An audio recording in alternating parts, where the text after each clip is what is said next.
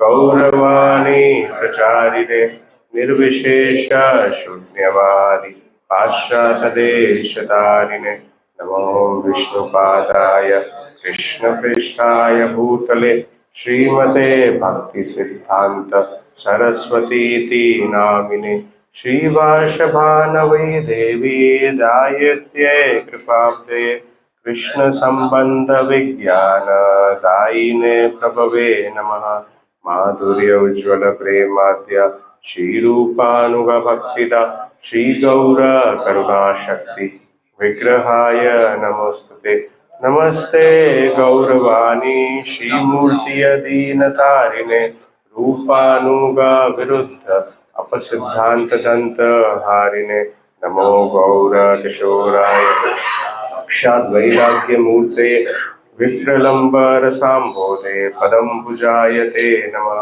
नमो भक्ति विनोदाय सच्चिदानंद नामिने गौर शक्ति स्वरूपाय रूपानुगवरायते गौराविर्भाव भूमेस्त्वं निर्देष्टा सज्जन प्रिय वैष्णव सार्वभौम श्री जगन्नाथाय ते नमः वाञ्छाकल्पतरुभ्यश्च कृपा सिन्धुभ्य एव च पतितानां पावनेभ्यो वैष्णवेभ्यो नमो नमः नमो महावदन्याय कृष्ण प्रेम प्रदायते कृष्णाय कृष्ण चैतन्य नाम्ने गौरतिष्वे नमः पंचतत्वात्मकं कृष्णं भक्तरूप स्वरूपकं भक्तावतारं भक्ताख्यं नमामि भक्त शक्तिकं हे कृष्ण करुणा सिंधु दीनबंधु जगत्पते गोपेश गोपिका कांत राधा कांत नमोस्तुते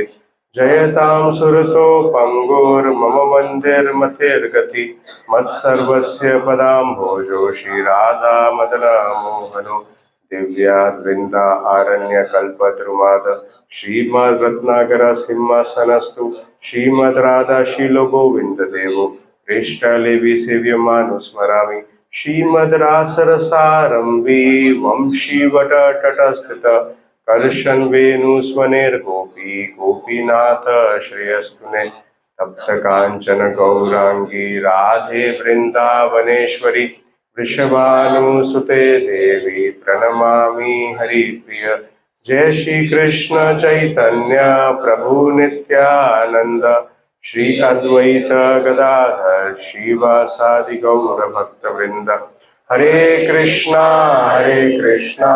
कृष्णा कृष्णा हरे हरे हरे राम राम राम हरे हरे नित्यानंद नमोस्तुभ्यं प्रेमानंद प्रदायिने कलो कल्मषनाशाय जानवापते नमः नमस्ते हरग्रह राम नमस्ते भक्तवत्सल नमस्ते रेवती कांत नमस्ते भक्तवत्सल नमस्ते धारिणीधरा प्रणम्बारा नमस्ते तु नम कृष्ण पूर्वज हरे कृष्णा। तो आप सभी का स्वागत है। आज बहुत ही ऑस्पिशियस मंगलमय दिन है। कौन सा दिन है? नित्यानंद त्रयोदशी। तो गौड़ीय वैष्णवों के लिए 2 दिन बहुत महत्वपूर्ण होते हैं। आज नित्यानंद त्रयोदशी और आगे गौर पूर्णिमा जो आने वाली है, ये बहुत ही महत्वपूर्ण दिन होते हैं। श्रील प्रभुपाद ने कई मंदिरों का उद्घाटन किया था नित्यानंद त्रयोदशी के दिन। अगर आप पूर्व हिस्ट्री में देखेंगे तो कई मंदिरों का निर्माण उद्घाटन जो है श्रील प्रभुपाद ने नित्यानंद त्रयोदशी के दिन किया था। तो शास्त्र वर्णन करता है कि कृष्ण कौन है? अभिन्न स्वराट है। तो कृष्ण अभिन्न स्वराट है क्या? अभिन्न स्वराट का अर्थ समझ में आता है स्वतंत्र, जिसके ऊपर कोई मतलब कोई बंदिश नहीं है। तो आप लोग सब मानते हैं कृष्ण अभिन्न स्वराट है? मानते हैं? नहीं है, कृष्ण अभिन्न स्वराट नहीं है। क्यों नहीं है? क्योंकि वो बंध जाते हैं। किस चीज से बन जाते हैं? करुणा से। अपनी करुणा जो है वो त्याग नहीं कर पाते, कितनी भी कोशिश करते हैं, पर कृष्ण अपनी करुणा का त्याग करना चाहे तो त्याग नहीं कर पाते। पर क्या कृष्ण जो है परम कृपालु है क्या? कृष्ण परम कृपालु है, परम कृपालु है। इतने सारे असुरों को मारा, परम कृपालु है क्या? परम कृपालु है? कितने बोलते हैं कृष्ण परम कृपालु है? कितने बोलते हैं नहीं है? तो रामायण में प्रसंग आता है कि जब सीता मैया जो है भगवान राम के साथ दंडकारण्य वन में होती है और वो देखती है इतने सारे डेड बॉडीज, इतने सारे शव, स्केलेटन्स पड़े हुए हैं, तो वो पूछती है भगवान श्री राम को कि ये क्या है? तो बोलते हैं ये जो इतने सारे जो राक्षस थे उनको मारा था मैंने, उनके सब के शव है। तो सीता मैया बोलते अरे आप ऐसा काम कैसे कर सकते हो? आप तो परम करुणा हो, परम कृपालु हो, और आप ऐसा कार्य कैसे कर सकते हो? ऐसे बेरहमी से ऐसे इतने सारे शव, एक वो समझ में आए इतने सारे शव पड़े हैं, कैसे मारोगे? भगवान बोलते क्या कर सकते हैं, असुर थे, राक्षस थे, मारना पड़ा। तो सीता मैया बोलते देखो वचन दो, अगले अवतार में शस्त्र नहीं उठाओगे। भगवान बोलते ठीक है, वचन देता हूँ, अगले अवतार में शस्त्र नहीं उठाऊंगा। तो अगले अवतार में भगवान कौन बनकर आता है? कृष्ण बनकर आते हैं। कृष्ण बनकर आते हैं तो भगवान सीता मैया राधा रानी बनकर आती है। राधा रानी मैया बनकर आती है तो देखती है कि रोज भगवान जो है कोई ना कोई असुर को मार रहे हैं। तो राधा रानी पूछते कृष्ण अरे वचन दिया था, पिछले अवतार में वचन दिया था। बोला वचन क्या दिया था? मारने का नहीं वचन दिया था, बोला शस्त्र नहीं उठाऊंगा।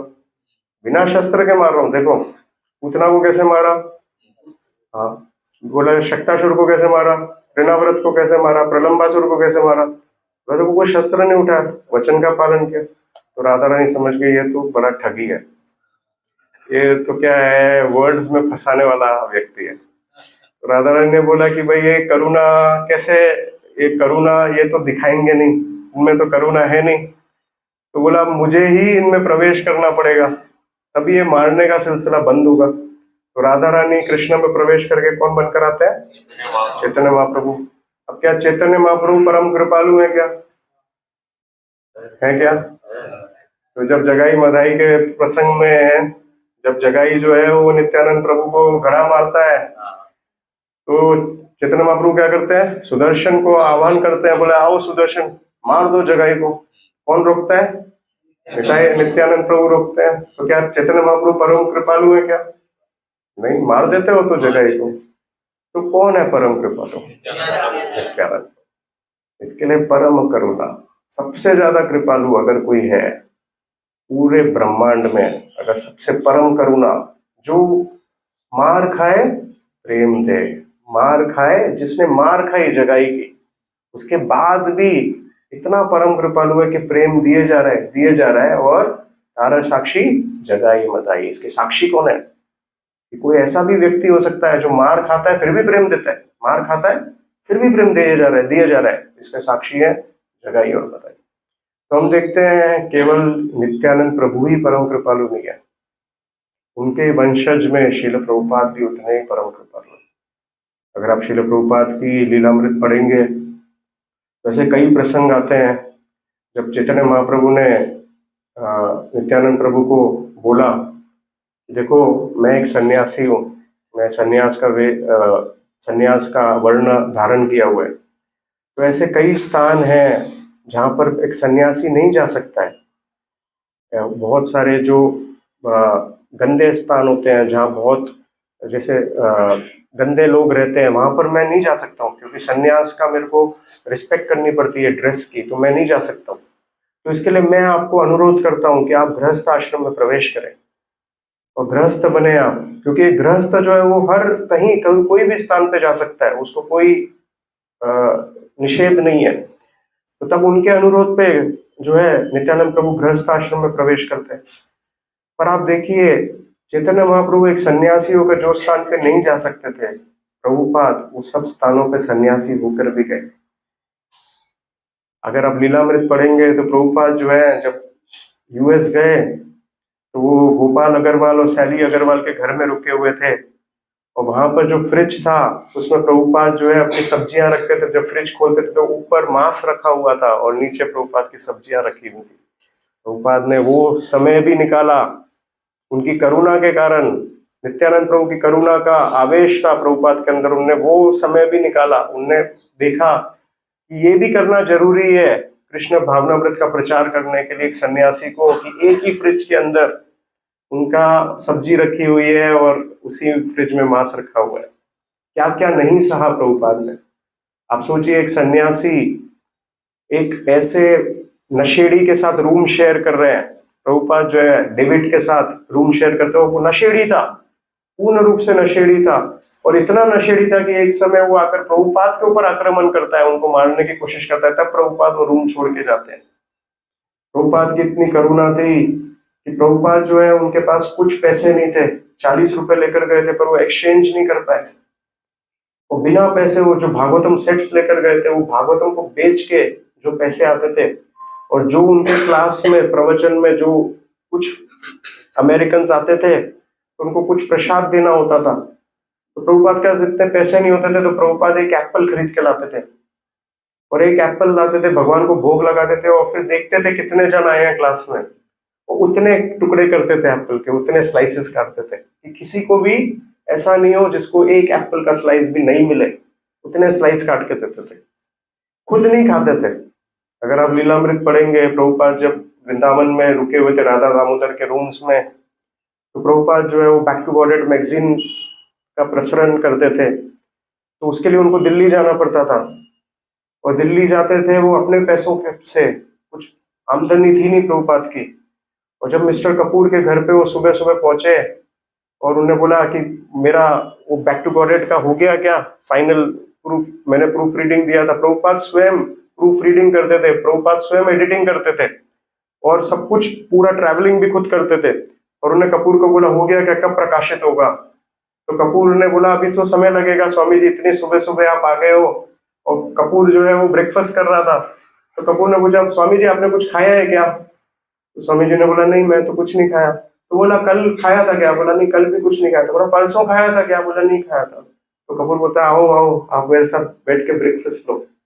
तो प्रभुपाद की ये स्थिति थी कि वो बड़े बाजार में दिल्ली में इतनी हीट में उनको बफेलो ने आकर मार दिया, फिर भी प्रभुपाद गिरे पड़े हुए थे। क्या क्या संघर्ष प्रभुपाद ने नहीं किया अपनी करुणा के कारण। कि प्रभुपाद सुमति मोरार जी के घर ऑफिस के बाहर घंटों घंटों इंतजार करते थे, और इंतजार करने के बाद वो प्रार्थना कर रहे थे सुमति मोरार जी को कि देखो मेरे गुरु का आदेश है कि मैं पाश्चात्य देशों में जाकर प्रचार करूं, मैं मर जाऊंगा, मैं चाहता हूं मेरे मरने से पहले मैं मेरे गुरु का आदेश का पालन करूं, आप प्लीज मुझे अलाउ करो आपकी शिप में मुझे अमेरिका भेजने के लिए। तो मोरार जी बोलती थी देखो स्वामी जी आपको मैं पिता समझती हूँ, मैं आपकी पुत्री समझती हूँ, मैं कैसे मेरे पिता को एक ऐसे स्थान पे भेज दूं जहां वो मर जाएगा, इसके लिए मैं आपको घंटों इंतजार करवा रही हूँ, मैं आपको ना नहीं बोल पा रही हूँ, आप मर जाओगे स्वामी, मत जाओ मत जाओ। पर बोलते नहीं मुझे जाना ही है। और प्रभुपाद गए, वो जो स्किन इंडिया की जो शिप थी उसमें प्रभुपाद गए, और उनको 2 हार्ट अटैक्स आए।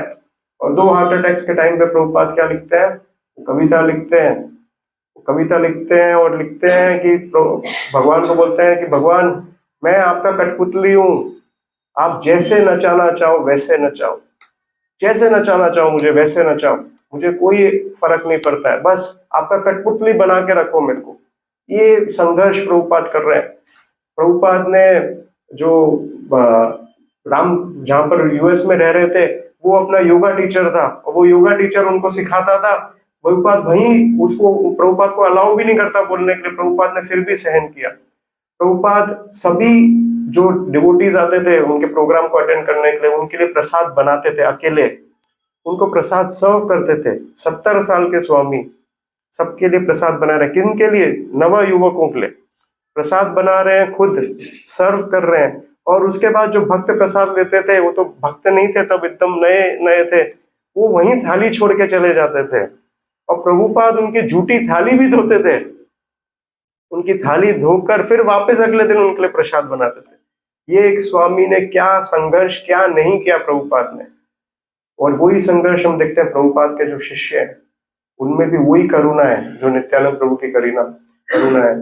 जब प्रभुपाद जो है वो अमृतसर से मेरे ख्याल से लौट रहे थे ट्रेन में, और मिस्टर गुप्ता उनको ट्रेन में मिले और उन्हें पूछा प्रभुपाद आपका दिल्ली में कोई सेंटर नहीं है, कोई मंदिर नहीं है?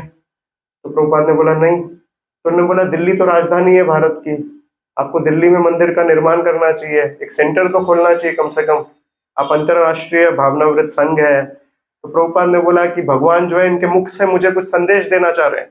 और प्रभुपाद ने उस ट्रेन के अंदर ही यमुना माता जी और गुरुदास प्रभु, श्याम सुंदर प्रभु सब बैठे थे, उनको बोला उतर जाओ, दिल्ली स्टेशन है, उतर जाओ और जाकर सेंटर चालू करो। कहाँ करो, कैसे करो, कुछ नहीं, बस उतर जाओ, अभी ट्रेन से उतरो, भगवान का आदेश है। और वो लोग उतर गए, बिना कोई पैसे, बिना कोई साधन के, बिना कोई कॉन्टैक्ट्स के, वो उतर गए दिल्ली स्टेशन पे। कौन लोग?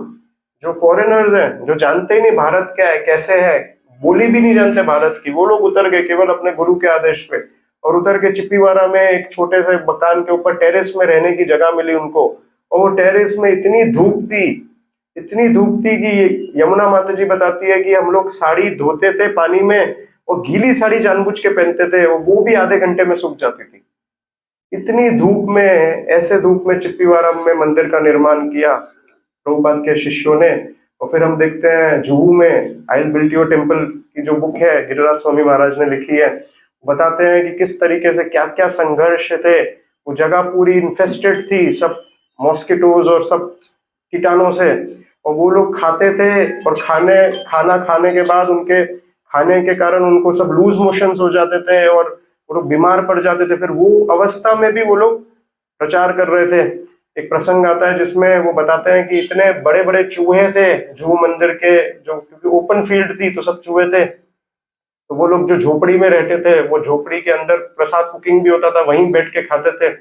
जब प्रसाद खा रहे होते थे तो कितनी बार ऐसा होता था कि बड़े बड़े चूहे जो ऊपर घूम रहे होते थे, वो देख सकते हैं प्रसाद खाते हुए कि चूहे घूम रहे हैं ऊपर, और उनको डर लगता था कि ऐसा नहीं हो कि चूहे गिर जावे कभी हम खाते हुए।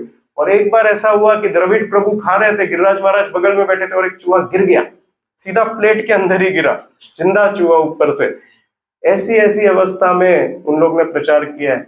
जब गिरिराज महाराज प्रचार करने बॉम्बे में जाते थे तो हमारे एक गॉड ब्रदर थे पहले, महाप्रभु प्रभु, और महाप्रभु प्रभु बताते हैं कि वो गिरिराज महाराज को उन्होंने लंच पे इनवाइट, वो उनके घर पे ऐसे ही आ गए, इनविटेशन नहीं था, वो ऐसे ही पहुंच गए। और पहुंचे तो महाप्रभु प्रभु ने उनको पूछा कि गिरिराज महाराज प्रसाद लेंगे थोड़ा? उन्होंने बोला हाँ लेंगे। तो बैठे, तो गिरिराज महाराज जो है उनने खाना शुरू किया, तो उनने खाया, तो उनको रोटी दी, उनने सब रोटी खा ली जितनी दी। फिर उसके बाद उनकी जो वाइफ थी उनने देखा आटा खत्म हो गया है तो वापस आटा लगाना पड़ेगा, तो उनने महाप्रभु को इशारा किया क्या करूं, लगाऊं कि नहीं लगाऊं? महाप्रभु बोला लगाओ, आटा लगाओ वापस, मना तो कर नहीं रहे हैं। तो उनने आटा लगाया, वापस रोटी बनाई, वापस जितनी रोटी खिलाई वो भी खाली गिरिराज महाराज ने। वो वापस इशारा कर रही है क्या करूं? तो गिरिराज महाप्रभु बोल रहे वापस लगाओ आटा, खा रहे हैं कैसे मना करूं? वापस आटा लगाया, वापस खत्म हो गया, चौथी बार आटा लगाया। उसके बाद गिरिराज महाराज ने रोटी खाने के बाद बोला और नहीं लूंगा। महाप्रभु ने पूछा कि गिरिराज महाराज आज क्या खाया था? बोला कुछ नहीं, क्योंकि शाम को प्रसाद ले रहे थे। तो बोला कल रात को क्या खाया था? बोला कुछ नहीं। कल सुबह क्या खाया था? कुछ नहीं। बोला परसों क्या खाया था? कुछ नहीं। परसों तो सुबह क्या खाया था? कुछ नहीं। बोला तरसों क्या खाया था? 3 दिन से गिरिराज महाराज भूखे थे। ये संघर्ष करके प्रभुपाद के अनुयायियों ने ये मूवमेंट को आगे लेकर गए हैं। ये गिरिराज महाराज जब मदुरई में प्रचार करने गए थे, वहां पर एक बड़े इंडस्ट्रियलिस्ट ने उनको बोला कि मैं डोनेशन तब दूंगा ये तुम कोक का जो बोतल है ये अपने सर पे ऊपर डाल दो। गिरिराज महाराज ने 1 सेकंड नहीं लगाया, उन्होंने वो कोक का बोतल लिया, अपने सर के ऊपर पूरा कोल्ड ड्रिंक डाल दिया। तो उन्होंने बोला ये अनुयायी होता है, प्रभुपाद का शिष्य ऐसा होता है। तो ये गिरिराज महाराज के लिए, जब उनके पिता कौन थे गिरिराज महाराज, अभी भी हैं गिरिराज महाराज, बॉम्बे में रुके हैं जुहू मंदिर में। कौन थे ये गिरिराज? ये एक जज, हाई कोर्ट जज के बेटे हैं जो मल्टी बिलियनर है, मल्टी बिलियनर। उनके पिता और माता प्रभुपाद के पास कलकत्ता में आए थे ब्लैंक चेक लेकर, और उन्होंने प्रभुपाद को बोला जितनी अमाउंट लिखनी है लिख लो, मेरा बेटा वापस दे दो। तो प्रभुपाद ने बोला आप मेरे को कोई अमाउंट नहीं लिखनी, आप अपने बेटे को पूछो, वो जाना चाहता है, मैंने उसको कोई नहीं रोका है। इतने मल्टी बिलियनर थे 1970s में। अगर कोई ब्लैंक चेक लेकर आ रहा है आपके पास, आप सोचिए कितने मल्टी बिलियनर है। और उनके बेटे इतने संघर्ष कर रहे हैं, किसके लिए संघर्ष कर रहे हैं? खाली प्रभुपाद के लिए। खाली नित्यानंद प्रभु के लिए, खाली चैतन्य महाप्रभु के लिए, मूवमेंट की प्रचार करने के लिए। ये संघर्ष, ये करुणा है जो नित्यानंद प्रभु हमको सिखा रहे हैं कि ये करुणा लेकर हमको प्रचार करना है। यही प्रभुपाद के अनुयायी है। प्रभुपाद अनुगा होना क्या है? नित्यानंद प्रभु की करुणा को आगे विस्तार करना, यही जो है असली करुणा है जो नित्यानंद प्रभु हमको देकर गए हैं। तो आज हम नित्यानंद प्रभु का कथा के बारे में थोड़ा चर्चा करेंगे। तो शास्त्र में हम देखते हैं कि कितनी बार हम सामाजिक रूप से देखते हैं कि लोग जो है चैतन्य महाप्रभु को ज्यादा स्थान देते हैं, ज्यादा महत्व देते हैं। रामायण में प्रसंग आता है कि जब भगवान राम लक्ष्मण जब वन में गए और सुग्रीव को मिलने किष्किंधा गए, किष्किंधा जब पहुंचे तो सुग्रीव ने क्या किया, उनने भगवान श्री राम को स्थान दिया बैठने के लिए अपने बगल में। सुग्रीव, दो ही स्थान थे, सुग्रीव बैठे हुए थे, उनने भगवान श्री राम को बोला आप आकर बैठ जाओ बगल में। तो भगवान श्री राम जो है वो देखने लगे सुग्रीव को, ये क्या कर रहा है। तो उनको लगा कि ये जो लक्ष्मण है ये तो कोई सर्वेंट है चैतन्य ये भगवान श्री राम का। तो उनने सोचा इसको कोई महत्व देना जो है वो इतना इम्पोर्टेंट नहीं है। तो भगवान श्री राम को लगा कि ये गलत एटिकेट्स है, ये सही बात नहीं है। तो इसके लिए उनने क्या किया, उनने सुग्रीव को जो पहली बार वाली से पिटने दिया था, तो क्यों पिटने दिया था कि भाई तुमने जो है वो लक्ष्मण को जो उसका आदर था वो नहीं प्रदान किया था, इसके लिए पहली बार पिटने दिया। क्या बोला था, कारण क्या बोला था, तुम और वाली एक जैसे दिख रहे थे, वो तो फर्क ही नहीं कर पा रहा था कि कौन है। भगवान फर्क नहीं कर पाएंगे क्या? ऐसा हो सकता है क्या? नहीं कर पाए। फिर भी भगवान ने क्यों फर्क नहीं किया? क्योंकि उसने फर्क किया, उसने भगवान के बीच में फर्क किया।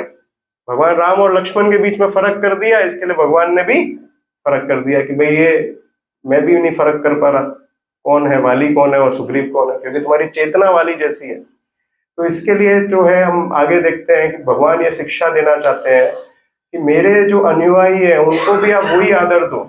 जब हमारे गुरु महाराज आते हैं तो हम गुरु महाराज के पर्सनल सर्वेंट को भी उतना ही आदर देते हैं, उनके साथ जो उनका एंटरेज आता है उसको भी हम उतना ही आदर देते हैं, उससे ही वो प्रसन्न होते हैं। हम केवल गुरु महाराज को ही केवल आदर देते रहेंगे, वो सही बात नहीं है, ये शिक्षा दे रहे हैं। जब चैतन्य लीला में प्रसंग आता है कि मुरारी गुप्ता चैतन्य महाप्रभु को मिलने आते हैं श्रीवास ठाकुर के घर पे, और जब श्रीवास ठाकुर के घर पे वो मिलते हैं तो वो दंडवत करते हैं चैतन्य महाप्रभु को, और फिर उसके बाद वो नित्यानंद प्रभु को दंडवत करते हैं। दंडवत तो करते हैं मुरारी गुप्ता, चैतन्य महाप्रभु रूठ जाते हैं। वो बोलते हैं, ये चैतन्य महाप्रभु स्वयं बोलते हैं उनको कि ये एटिकेट्स नहीं है, पहले तुमको नित्यानंद प्रभु को दंडवत करनी चाहिए, उसके बाद तुमको मेरे को करनी चाहिए। अगले दिन जो है मुरारी गुप्ता वापस आते हैं मिलने के लिए चैतन्य महाप्रभु को, और वो पहले नित्यानंद प्रभु को दंडवत करते हैं, उसके बाद वो चैतन्य महाप्रभु को दंडवत करते हैं। तो चैतन्य महाप्रभु जो खा रहे होते हैं वो अपना मुंह में से खाना निकाल के मुरारी गुप्ता को देते हैं। वो बोलते हैं तुमने आज मेरा हृदय प्रसन्न कर दिया है, तुमने पहले निताई को स्थान दिया है। तो हम आप देखते हैं कि कितनी बार नित्यानंद प्रभु को लोग कम इंपॉर्टेंस देते हैं और चैतन्य महाप्रभु को ज्यादा इंपॉर्टेंस देते हैं। और चैतन्य महाप्रभु बोलते हैं नहीं, ऐसा नहीं है, पहले निताई है। इसके लिए हम देखें गौर निताई में पहले कौन आता है? निताई आता है, फिर चैतन्य महाप्रभु बगल में। राधा कृष्ण में पहले हम किसको दंडवत करते हैं? हम पहले गौर निताई को दंडवत करते हैं। हम पहले गौर निताई के थ्रू हम राधा कृष्ण को प्रवेश करते हैं, हम उनकी लीला में ऐसे प्रवेश नहीं कर सकते। तो चैतन्य महाप्रभु की लीला में एक पास टाइम हुआ था मीन कीर्तन रामदास का। आदि लीला में कृष्णदास कविराज गोस्वामी इसका वर्णन करते हैं, वो बताते हैं कि नित्यानंद प्रभु के एक वंशज थे, उनके एक पार्षद थे मीन कीर्तन रामदास, और ये मीन कीर्तन रामदास जो है वो अवधूत थे। जैसे नित्यानंद प्रभु स्वयं अवधूत थे, वैसे मीन कीर्तन रामदास भी अवधूत थे। अवधूत मतलब जिन पे कोई साधारण जो सामाजिक जो नियम होते हैं वो लागू नहीं होते, उसको अवधूत बोलते हैं।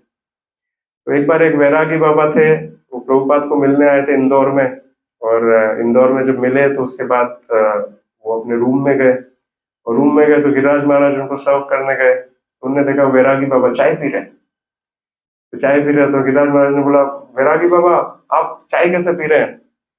जो संत होता है वो तो चाय नहीं पीता है, मैं तो यही देखा है। तो वैरागी बाबा बोलते हैं मैं अवधूत हूँ। तो प्रभु उनको मालूम नहीं था अवधूत क्या होता है। प्रभुपाद का जाकर बोलता है प्रभुपाद वैरागी में बोल रहे मैं अवधूत हूँ। अवधूत का क्या अर्थ होता है? तो बोला अवधूत जिसके ऊपर कोई सामाजिक नियम लागू नहीं होते। तो नीना केतन रामदास जो है वो भी नित्यानंद प्रभु की तरह अवधूत थे। तो अवधूत एक्चुअल में केवल नित्यानंद प्रभु और उनके पार्षद पे ही अप्लाई होता है। ऐसा नहीं हम भी कोई कार्य कर ले और वो कार्य को हम जस्टिफाई करने के लिए बोलते मैं तो अवधूत हूँ, ऐसा नहीं चलेगा। तो मीना केतन रामदास जो है वो आए और कृष्णदास कविराज गोस्वामी के घर पे ही आए थे। और घर पे आए तो उन्होंने देखा कि गुणानवन जो मिश्रा था, गुणानवन मिश्रा, वो भगवान के विग्रहों की सेवा पूजा कर रहा था। तो उसने जब मीना केतन रामदास आए जो स्वयं नित्यानंद प्रभु के ही रिप्रेजेंटेटिव थे, तो उनको आदर जो देना चाहिए था उन्होंने आदर नहीं दिया, उनको देखा भी नहीं उनकी तरफ, देख के ऐसे खाली वापस भगवान की सेवा में ही लग गए। तो मीना केतन रामदास को बड़ा क्रोध आया। उन्होंने बोला ये कैसा व्यक्ति है, मेरे को आदर नहीं दिया वो समझ में आता है, पर मैं नित्यानंद प्रभु को रिप्रेजेंट कर रहा हूँ। तो वो उन्होंने देखा ये दूसरा रोमहर्षण सूता है। उन्होंने वहां पर बोला ये दूसरा रोमहर्षण सूता है। रोमहर्षण सूता ने भी बलराम जी को जब नैमिषारण्य में आया था तो आदर नहीं दिया था, तो ये दूसरा रोमहर्षण सूता है जिसने बलराम नित्यानंद को आदर नहीं दिया है, मुझे नहीं दिया वो चलेगा। और फिर वो वहां से जब जा रहे थे तो कृष्णदास कविराज गोस्वामी के जो भाई हैं वो मीना केतन रामदास ने क्या किया, वो गुस्से में आकर उनने जो बांसुरी रखते थे अपने पास, बांसुरी तोड़ दी अपनी जांघों से अपना क्रोध दर्शाने के लिए। और वहां से जब जा रहे थे तो उनके भाई ने वार्तालाप की उनसे और बोला ये आपने जो हरकतें की है ये सही नहीं है। फिर भी मीना केतन रामदास चले गए। तो कृष्णदास कविराज गोस्वामी अपने भाई को बोल रहे थे कि आपने जो हरकत की है वो सही नहीं है, मीना केतन रामदास सही थे, नित्यानंद प्रभु के पार्षद है, आपने उनको रोका क्यों, टोका क्यों? तो उनकी थोड़ी बहस हो गई अपने भाई के साथ। तो रात में स्वप्न में जो है वो स्वयं भगवान आते हैं कृष्णदास कविराज गोस्वामी के स्वप्न में और बोलते हैं तुम ये स्थान छोड़ दो, तुम ये स्थान छोड़ के जमाटीपुरा छोड़ के तुम वृंदावन चले जाओ हमेशा के लिए। और तब कृष्णदास को कविराज गोस्वामी अगले दिन जो है अपना घर छोड़ के वृंदावन प्रस्थान कर देते हैं। तो ये बताते हैं कि शास्त्र बताता है कि हमको अर्धकुकुर शास्त्र नहीं पढ़ना चाहिए। अर्धकुकुर शास्त्र क्या होता है कि जैसे जो एक मुर्गी है तो एक व्यक्ति जो है वो मुर्गी को देखता है कि मुर्गी जो है वो आगे के हिस्से से खाती है और पीछे के हिस्से से अंडे देती है। तो लाभदायक कौन सा हिस्सा है? पीछे वाला हिस्सा है, अंडा देती है। पहले वाला हिस्सा तो खर्चा करवाता है, खाती है उससे, पीछे वाला हिस्सा अंडा देता है तो उससे लाभ होता है। तो व्यक्ति क्या सोचता है कि यार पीछे वाला हिस्सा अच्छा है, काट के पीछे वाला हिस्सा मैं रख लेता हूँ, आगे वाले हिस्से को फेंक देता हूँ, दे देता हूँ किसी को। तो वो ऐसा करेगा तो लाभ मिलेगा क्या? क्यों नहीं मिलेगा? तो मुर्गी मर जाएगी, अंडे कहां से देगी? बराबर है। तो शास्त्र बताता है कि अर्धकुकुर शास्त्र है। अगर हम चैतन्य महाप्रभु को स्वीकार कर ले, नित्यानंद प्रभु को नहीं स्वीकार करें, ये सोचें कि नित्यानंद प्रभु क्या है, चैतन्य महाप्रभु अंडे देने वाले हिस्से हैं, तो हम आधा लेना चाहेंगे तो होगा क्या लाभ? नहीं होएगा, लाभ नहीं मिलेगा। तो हमको क्या है, चैतन्य महाप्रभु नित्यानंद प्रभु दोनों एक ही है, कोई अंतर नहीं है। अंतर केवल सेवा का है। नित्यानंद प्रभु सेवा करते हैं। कितनी सेवा करते हैं? अनलिमिटेड सेवा करते हैं। एक बार तमाल कृष्ण महाराज जो है वो प्रभुपाद के पास आते हैं, मतलब प्रभुपाद हम कंफ्यूज्ड, संकर्षण जो है पहले जो है चतुर्व्यूह होता है वो संकर्षण से होता है, फिर एक पहले चतुर्व्यूह के संकर्षण से दूसरा चतुर्व्यूह बनता है। तो दो संकर्षण होते हैं क्या? तो प्रभुपाद ने बोला दो संकर्षण, अनलिमिटेड संकर्षण होते हैं, अनलिमिटेड। तो बोला अनलिमिटेड कैसे? बोलते हैं कि देखो तुम जो है जब सेवा करने का मैं तुमको कोई आदेश देता हूँ तो तुम सक्षम नहीं हो सब सेवाएं करने के लिए, तो तुम कुछ सेवाएं जो है आगे बांटते हो, किसी को देते हो कि प्रभु जी आप ये सेवा कर देना, आप ये सेवा कर देना। फिर वो सेवा कितनी बार नहीं भी होती है या उस सेवा में त्रुटि हो जाती है। और संकर्षण जो है, जो निताई है, सेवा आगे नहीं बढ़ते, वो सब सेवा अकेले करते ही रहते हैं। वो आप सेवा करने के लिए अपने आप को विस्तार कर देते हैं। कितना विस्तार कर देते हैं? अनलिमिटेड विस्तार करते हैं। ऐसा नहीं लिमिटेड कि इतना ही विस्तार कर सकते हैं।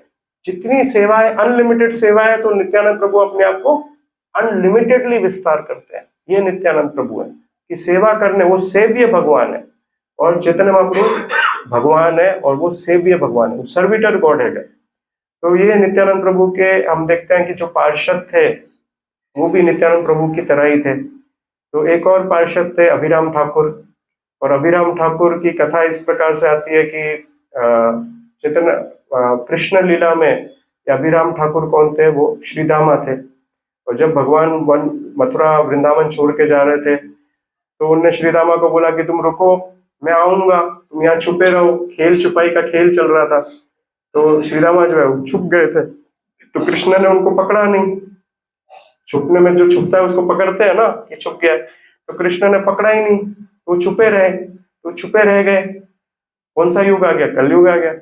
अब कलयुग आ गया, वो अभी भी छुपे हुए थे। तो जब नित्यानंद प्रभु, हम चर्चा करेंगे, जब नित्यानंद प्रभु तीर्थ यात्रा पे जाते हैं, जब वो वृंदावन पहुंचते हैं तो एक स्थान पे जाते हैं तो देखते हैं अरे ये तो श्रीदामा जैसा दिख रहा है छुपा हुआ। तो उसको बाहर निकालते, बोलते क्या कर रहे हो यहाँ पर?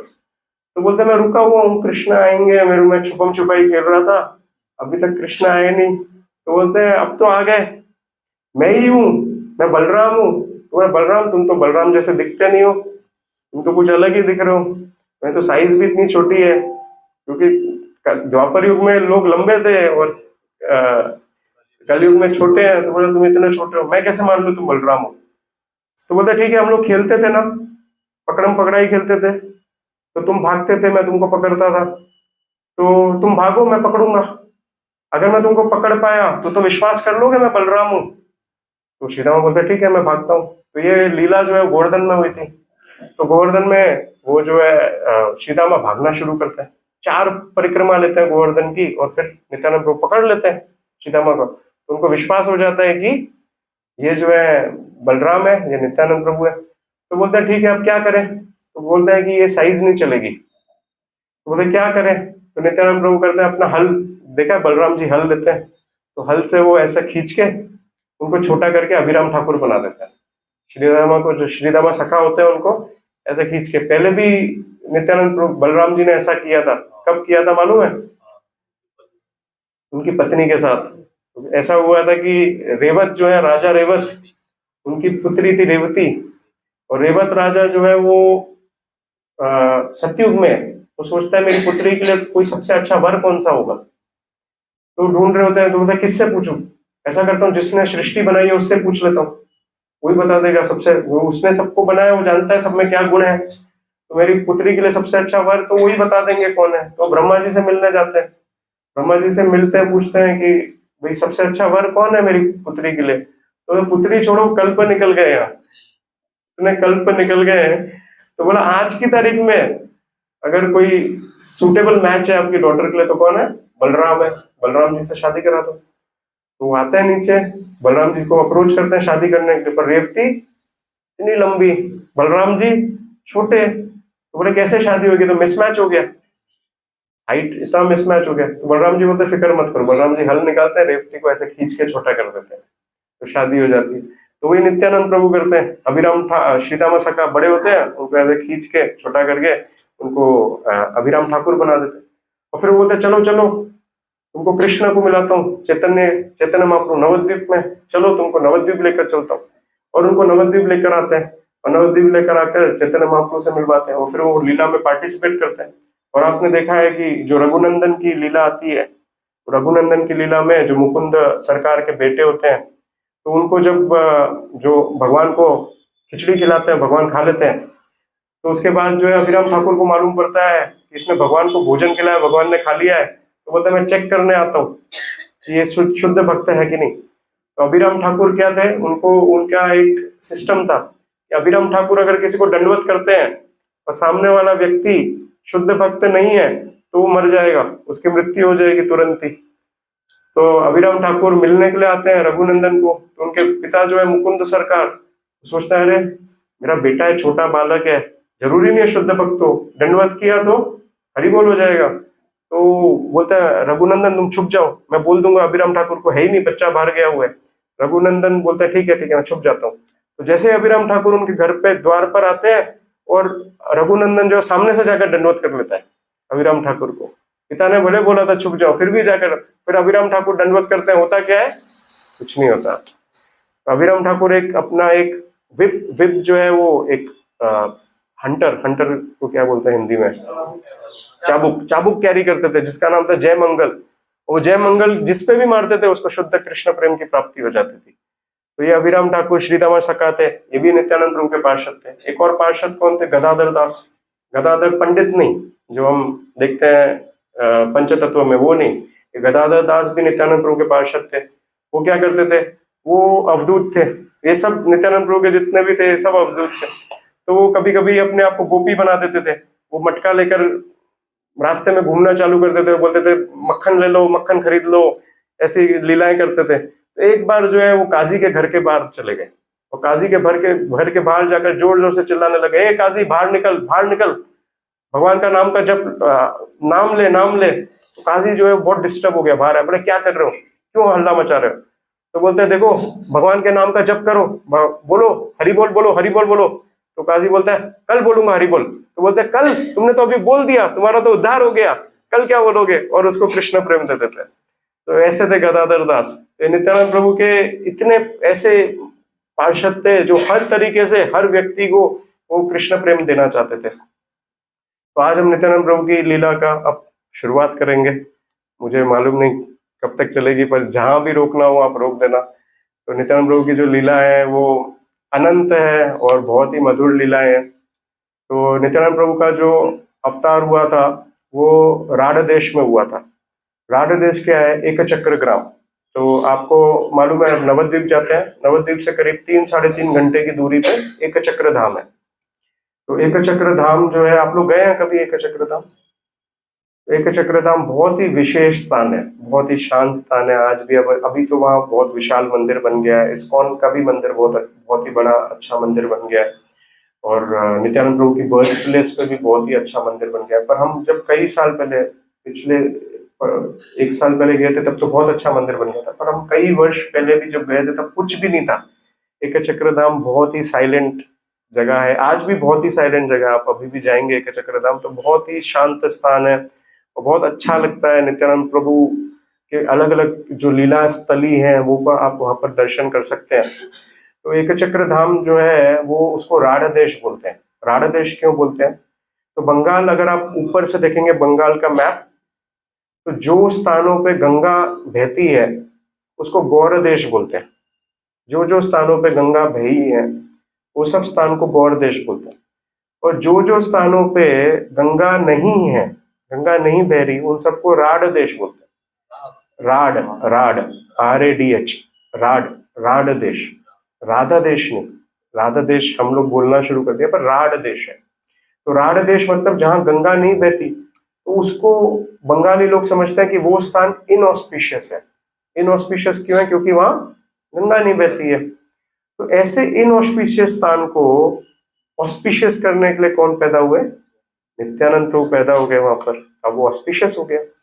कोई जानता नहीं था एक चक्र धाम को, पर नित्यानंद प्रभु के आवेश के बाद वो धाम बन गया। तो नित्यानंद प्रभु 1474 में वो हडाई पंडित और पद्मावती देवी से वो जन्म लेते हैं। चैतन्य महाप्रभु के 12 वर्ष बड़े हैं नित्यानंद प्रभु, 12 इयर्स बड़े हैं। चैतन्य महाप्रभु 1486 में आए थे, और नित्यानंद प्रभु 1474 में उनका अवतार हुआ था। तो वो हडाई पंडित और पद्मावती देवी से वो जन्म लेते हैं, और उसके बाद नित्यानंद प्रभु जो है बचपन से ही वो सामान्य बालक की तरह लीलाएं नहीं करते थे। वो बचपन से ही कृष्ण का प्रचार प्रसार करने में लगे हुए थे। तो ऐसे कई कई ड्रामास करते थे वो, और विशेष विशेष ड्रामा करते थे जिसमें रामलीला, कृष्ण लीला, अलग अलग टॉपिक्स लेकर ड्रामा करते थे। और एक बार ऐसा हुआ कि वो रामलीला के ऊपर ड्रामा कर रहे थे, तो एक प्रसंग आता है जिसमें इंद्रजीत जो है वो नागपाश फेंकता है लक्ष्मण जी के ऊपर, और नित्यानंद प्रभु लक्ष्मण बने हुए थे। और जब इंद्रजीत जो है नागपाश फेंकता है तो लक्ष्मण जो है बेहोश हो जाते हैं। हम देखते हैं रामलीला में लक्ष्मण बेहोश हो जाते हैं। तो सभी चिंतित हो जाते हैं कि क्या हो गया लक्ष्मण को, कैसे वापस जीवित किया जाए। तो ये लीला के अंदर क्या होता है, नित्यानंद प्रभु भी बेहोश हो जाते हैं। बेहोश हो जाते हैं तो सबको लगता है नित्यानंद प्रभु को क्या हो गया है, क्योंकि वो सांस चेक करते हैं, सांस ही नहीं आ रही है। तो सब बड़े चिंतित हो जाते हैं, और हदाई पंडित पद्मावती देवी को बुलाते हैं, बोलते देखो क्या हो गया है नित्यानंद प्रभु को। और सबको ऐसा लगता है नित्यानंद प्रभु चल बसे हैं, और सब इतने चिंतित होते हैं। तो तभी तभी वहां पर जो एक बहुत वृद्ध ब्राह्मण होते हैं वो बोलते हैं, अरे तुम लोग क्या कर रहे थे, बोले ड्रामा कर रहे थे। तो बोले इसके बाद क्या था? तो इसके बाद हनुमान जो है संजीवनी लाता है।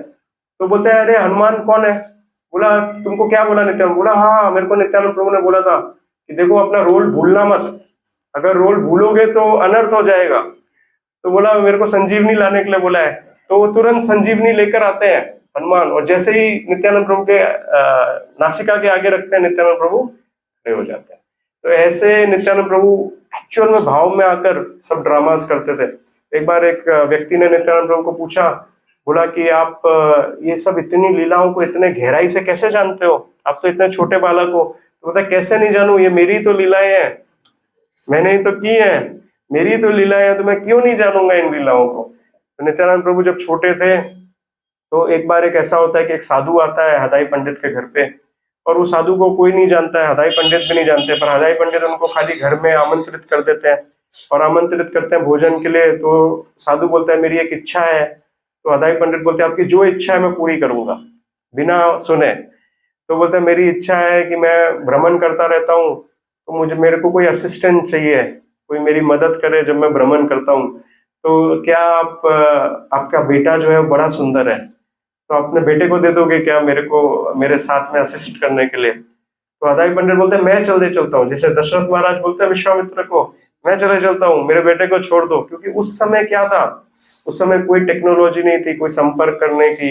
अगर आपने बेटा दे दिया तो दे ही दिया, फिर वो वापस कभी नहीं आएगा, क्योंकि कोई संपर्क करने का कोई सिस्टम ही नहीं था। तो वो बोलते हैं नहीं नहीं मैं कैसे दे दूं? तो बोलते हैं नहीं आपने वचन दिया है, देखो आपने बोला था मेरी इच्छा पूरी करोगे। तो तब पद्मावती देवी बोलती है देखो आपने वचन दिया है, साधु को वो वचन नहीं, साधु का वचन पालन नहीं करने का अनर्थ हो जाएगा। तो वो नित्यानंद प्रभु को दे देते हैं, और नित्यानंद प्रभु जाते हैं एक चक्र ग्राम से, तो पूरा एक चक्र धाम जो है वो पूरा जो है वो सुनसान हो जाता है। और उसके बाद नित्यानंद प्रभु वापस लौटते हैं कई वर्षों बाद, पर हदाई पंडित अपने प्राण त्याग देते हैं। एक लीला उनकी बचपन में इस प्रकार से हुई थी कि एक बार नित्यानंद प्रभु अपने ननिहाल जाते हैं पद्मावती देवी के पिता के घर पे। वो एक चक्र धाम से ही थोड़ा दूरी पे है, उसको मोरदेश्वर बोलते हैं, मोरदेश्वर जगह है। तो मोरदेश्वर जाते हैं, और वहां पर एक बार वो मोरदेश्वर में ऐसे ही घूम रहे होते हैं। तो घूमते घूमते कुछ वन के पास पहुंचते हैं, तो वहां पर एक व्यक्ति उनको बोलता है कि आप आगे मत बढ़ना वन की तरफ, क्योंकि वन में एक नाग है, और वो नाग जो है वो वन में जो भी प्रवेश करने की कोशिश करता है, वन के पास आता है तो वो नाग जो है पकड़ के खा जाता है उसको। तो बोलते हैं आगे मत बढ़ना, ये स्थान बहुत डेंजरस है। तो नित्यानंद तो बोलते हैं ये नाग क्या करेगा, असली नाग तो मैं हूँ, अनंत शेष के रूप में। मैं तो भगवान को जो है वो अपने फनों से जो है सुरक्षा देता हूँ, ये नाग छोटा सा नाग मेरा क्या बिगाड़ सकता है। तो नित्यानंद प्रभु जाते हैं तो नाग सामने आ जाता है, वो खाने जाता है नित्यानंद प्रभु को। तो नित्यानंद प्रभु बोलते हैं हो कौन, बताओ मेरे को, क्यों क्यों लोगों को परेशान कर रहे हो इतना, तुम कौन हो? तो नाग बोल समझ जाता है ये तो भगवान है, वरना तो कोई भी वो कुछ भी कर नहीं पा रहा है नित्यानंद प्रभु को। तो बताता है कि देखो द्वापर युग में, मैं द्वापर युग से यहाँ पर हूँ, और हुआ इस प्रकार से था कि जब पांडवों को लक्षागृह में, जब उनने छोटा सा टनल बनाया था, जब लक्षागृह में जो वैक्स हाउस था जो दुर्योधन ने आग लगा दी थी, तो पहले से विदुर जी ने बताया था कि देखो जब घर में आग लगती है तो निकलने के लिए सबसे पहले कौन निकलते हैं? तो बोले चूहा निकलता है। कैसे निकलता है? सुरंग बना के, चूहा पहले से सुरंग बनाता निकलता है। तो विदुर ने पहले ही जो है विदुर नीति से बता दिया था युधिष्ठिर महाराज को कि देखो कुछ होने वाला है तुम्हारे साथ आगे, और उसका पहले से ही सुरंग बना के रखो, जैसे चूहा निकल जाता है वैसे ही तुम लोग निकल जाना। तो युधिष्ठिर महाराज ने सुरंग बना दिया था पहले से, और वो लोग निकल गए। तो सुरंग बाहर का निकला था, वो एक चक्र धाम में निकला था सुरंग बाहर। तो वो कुंती देवी और पांडव जो है वो सुरंग के माध्यम से एक चक्र आके रुके हुए थे।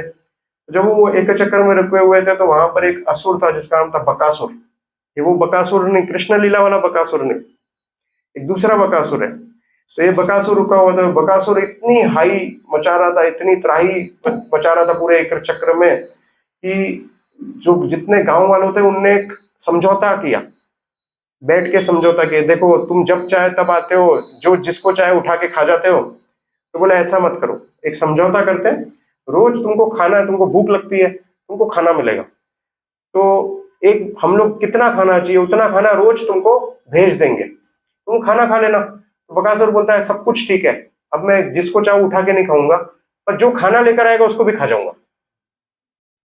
बोला खाना तो लाओगे वो समझ में आ गया, पर जो खाना लेकर आएगा उसको भी खा जाऊंगा।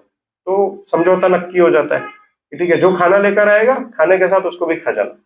तो रोज टर्न आता था कि कोई ना कोई एक चक्रधाम में से नियुक्त होता था कि भाई आज फ्राइडे को ये जाएंगे, इनके घर में से जाएगा, इनमें से जाएगा, इनमें से जाएगा, ऐसा नक्की कर दिया था। पूरे 365 दिन का कैलेंडर फिक्स हो गया था बकासुर। तो कुंती देवी और पांडव जिस घर में रुके हुए थे, उनने देखा कि उस घर में थोड़ी शोक की आवाज आ रही है, रोने की आवाज आ रही है। तो कुंती देवी पूछती है कि क्यों रोने की आवाज आ रही है, क्या हुआ? तो बोलते हैं देखो बकासुर के साथ ऐसा समझौता हुआ है और उस समझौते के तहत आज हमारा टर्न है। तो मेरे पति जो है उनका हमारी एक ही संतान है, पुत्र है। तो मेरे पति जो है वो बोल रहे हैं कि मैं जाऊंगा बकासुर को खाना खिलाने, और पुत्र जो 5 वर्ष का है वो बोल रहा है मैं जाऊंगा। और वो ये बोल रहा है कि देखो पिताजी आप केवल इकलौते कमाने वाले हो, अगर आप चले जाओगे तो घर का पालन पोषण कौन करेगा? मैं तो छोटा सा बालक हूँ, मेरी कोई कीमत नहीं है, तो मैं जाऊंगा, खाली देकर ही तो आना है सामान, तो मैं चला जाऊंगा, आप पीछे से पालन पोषण करना। तो मैं ये देखकर कि पिता पुत्र दोनों जाने के लिए तैयार है, मेरे से रहा नहीं गया, मैं रो रही हूँ। तो कुंती देवी बोलती है अरे तुम्हारा तो एक पुत्र है, मेरे 5 पुत्र है। तो ठीक है, मैं मेरे पुत्र को भेज देती हूँ, मेरे 5 में से एक कम हो जाएगा, क्या फर्क पड़ेगा, उनको मालूम नहीं ना एक कम कैसे होगा। तो बोला कि मैं भेज देती हूँ। किसको भेजूंगी? भीम को भेजूंगी। तो बोला तुमको मालूम नहीं मेरा पुत्र भी साधारण नहीं है।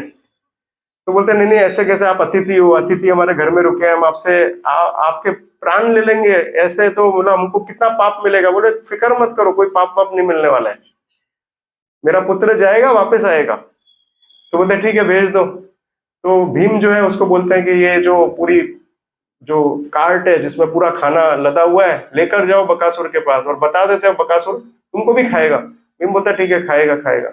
अब भीम जो है वो देख रहा होता है इतने टाइम से, वो क्योंकि पहले वो लोग राजमहल में रह रहे होते तो जितना खाना चाहिए मिल जाता था। अब वो देख रहे हैं कि लक्षागृह के बाद खाना ही नहीं मिलता है। रोज चारों पांडव जाते हैं खाना ढूंढने के लिए, खाना लेकर आते हैं, उसमें आधा खाना ही देते हैं, आधा भीम खा लेता है, आधे में सब खाते हैं, फिर भी उसकी खुराक पूरी नहीं हो रही है। तो वो बड़ा बड़ा दुखी था, वो बोला था यार कुछ खाने को ही नहीं मिलता है पांडवों के साथ, मेरी तो दुर्गति हो गई है। तो जब वो इतना खाना देखता है बकासुर का तो वो बोलता है आज खाने को मिलेगा, आज मैं तृप्ति करूंगा। तो वो बुलक कार्ट चला रहा होता है, चलाते चलाते वो एक हाथ से बुलक कार्ट चलाता है, एक हाथ से खा रहा होता है, खा रहा होता है, खा रहा होता है। आगे पहुंचता है जहां बकासुर का स्थान होता है। बकासुर के स्थान, बकासुर देखता है अरे कोई आया है बुलक कार्ट लेकर, पर बुलक कार्ट तो आधे से ज्यादा खाली हो चुकी है। तो बड़ा क्रोधित हो जाता है बकासुर कि मेरे खाने पे किसने हाथ डाला। तो वो आता है भीम पे अटैक करता है। तो भीम क्या करता है, उसको एक हाथ से पकड़ लेता है, तो रुको अभी खाना पूरा नहीं हुआ है। दूसरे हाथ से भीम जो है वो खाना पूरा खत्म करता है और फिर उसके बाद वो एक टपली मार के बकासुर को मार देता है। तो अब जब अर्जुन और पांडव बाकी लौटे थे कुंती देवी के पास, वो पूछते हैं क्या हुआ। तो कुंती देवी बताती है ऐसे ऐसे बकासुर है, वो बड़ा खूंखार राक्षस है, तो मैंने जो है वो समझौता था और समझौते के तहत मैंने भीम को भेज दिया। तो अर्जुन बड़े भयभीत हो जाते हैं, बोलते हैं अरे बकासुर का तो मैंने भी सुना है बहुत ही बड़ा राक्षस है, तो भीम क्या उसके साथ वो कर पाएगा, वो युद्ध लड़ पाएगा? तो बड़े विचलित हो जाते हैं वो। तो अर्जुन बड़ा भयभीत हो जाता है। तो अर्जुन क्या करता है, वो नागपाश का जो शस्त्र है वो भेजता है कि ऐसा नहीं हो कि मैं यहाँ पर अपने भाई की चिंता कर रहा हूँ वहां भाई चला जाए। तो सोचता है मैं शस्त्र भेज देता हूँ, वो सुरक्षा करेगा मेरे भाई की, भीम की। तो अर्जुन जो है नागपाश अस्त्र भेजते हैं, पर तब तक तो बकासुर भीम उनको पहले ही निपटा दिए होते हैं। तो जब अर्जुन फिर भागते हुए जाते हैं वो स्थान पे, तो वो देखते हैं कि भीम तो सुरक्षित है। तो पूछते हैं कैसे वध किया? तो भीम बोलते मैंने मारा है। तो बोला नागपाश ने नहीं मारा है। बोला नहीं नहीं नागपाश तो मेरे को मालूम ही नहीं किया। तो अर्जुन देखते हैं अरे वो नागपाश अस्त्र जो है वो ऐसे खाली तो जाएगा नहीं। तो देखते हो क्या हुआ वो नागपाश का, तो देखते हो नागपाश नाग के रूप में एक नाग घूम रहा होता है। तो अर्जुन बोलते हैं देखो पहले ही लोग बकासुर से भयभीत थे, अब तुमसे भयभीत हो जाएंगे, तुम एक दूसरे असुर के रूप में तुम भी लोगों को पकड़ पकड़ के खाओगे, तो एक चक्र धाम में लोग पहले ही भयभीत थे, भय खत्म तो होगा नहीं। तो बोलते देखो तुम यहीं रहना, इस पेड़ के नीचे रहोगे, और इस पेड़ के पास कोई भी आएगा उसको खा दो, वो प्रॉब्लम नहीं है, पर तुम गांव में नहीं आओगे। तो वो नाग बोलता है ठीक है चलो कर देंगे। तो वो समझौता अर्जुन और नाग का हुआ था। तो नाग तब से था, तो नाग नित्यानंद प्रभु बोलते मैं तब से इस पेड़ के नीचे हूँ, और अर्जुन ने जो बोला उसका ही पालन कर रहा हूँ, जो पेड़ के पास आता है उसको ही खाता हूँ और किसी को नहीं खाता। तो नित्यानंद प्रभु बोलते हैं ये एक चक्र धाम में कोई किसी को नहीं खाएगा। तो बोलते हैं तुम जो है, तुम ये बिल है इसके अंदर घुस जाओ और इसके अंदर ही रहना। तो बोलते मेरे खाने का क्या होगा? बोला तुम्हारे खाने का प्रबंध होगा, लोग सामने से आकर तुम्हारी पूजा भी करेंगे और तुमको खाना भी देंगे। तो बोलता है ठीक है। तो नाग घुस जाता है। तब नित्यानंद प्रभु अपने कुंडल को निकालते हैं और उस बिल के ऊपर लगा देते हैं। और वहां पर जब सबको मालूम पड़ता है कि नित्यानंद प्रभु ने नाग को भी जो है वो दमन कर दिया है, तो लोग अपने आप रोज आकर नाग की पूजा भी करते हैं और खाना भी चढ़ाते हैं। आज वहां मंदिर बन चुका है, मुर्देश्वर में आप जाएंगे तो वहां मंदिर बन गया और आज भी लोग वहां खाना खिलाते हैं नाग को। तो ये लीला हुई थी, नित्यानंद प्रभु ने मुर्देश्वर में जो है वो नाग का भी उद्धार किया। और फिर नित्यानंद प्रभु चले गए, वो जो ब्राह्मण साधु थे उनके साथ चले गए। और जब वो गए तो चैतन्य चरितामृत में वर्णन यहाँ तक ही आता है कि वो गए, उसके बाद क्या हुआ, साधु के साथ भ्रमण नहीं किया। फिर नित्यानंद प्रभु खुद ही तीर्थ यात्रा अकेले करना शुरू कर दिया। और शुरू करके वो सबसे पहले कहाँ जाते हैं, वो प्रयाग जाते हैं। प्रयाग में जाकर वो स्नान करते हैं, और स्नान करने के बाद वो मथुरा जाते हैं। मथुरा में विश्राम घाट में रुकते हैं। फिर वृंदावन जाते हैं, 12 वनों वृंदावनों का दर्शन करते हैं। फिर वहां से वो कहाँ जाते हैं, वो जाते हैं साउथ इंडिया, वो कांचीपुरम जाते हैं। और कांचीपुरम में जाते हैं वो एक स्थान पे जहाँ पर श्रीशैल्व में जाते हैं। और श्रीशैल में जाते हैं, वहां पर वो शिव जी और पार्वती जी के दर्शन करते हैं। और जब दर्शन करते हैं तो चैतन्य चरितामृत में कृष्णदास कविराज गोस्वामी वर्णन करते हैं कि जब वो वहां पर दर्शन कर रहे थे तो शिव जी और पार्वती जी एक दूसरे से बात कर रहे थे।